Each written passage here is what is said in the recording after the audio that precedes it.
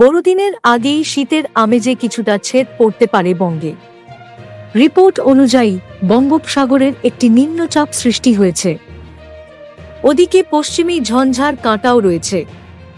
এই আবহে বড়দিনে বাংলায় ঠান্ডা থাকলেও কনকনে শীতের আমেজ কিছুটা কমবে। বৃহস্পতিবার দক্ষিণবঙ্গের জেলাগুলির আবহাওয়া শুষ্ক থাকবে বলে জানিয়েছে আলিপুর হাওয়া অফিস।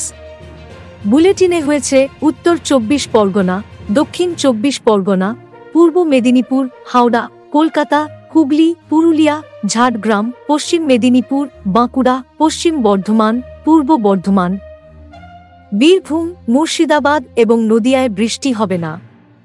এরপর আগামী 25 ডিসেম্বর বড়দিন পর্যন্ত কোনো দিনই দক্ষিণবঙ্গে বৃষ্টির পূর্বাভাস নেই। তবে বঙ্গোপসাগরের নিম্নচাপের জেরে শীতের আমেজ কমবে।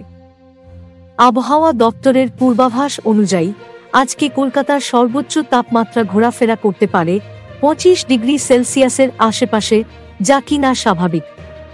এদিকে আজকে তিলোত্তমায় সর্বনিম্ন তাপমাত্রা ঘোরাফেরা করতে পারে 16 ডিগ্রি সেলসিয়াসের আশেপাশে, যা কিনা স্বাভাবিকের থেকে 1 ডিগ্রি সেলসিয়াস বেশি।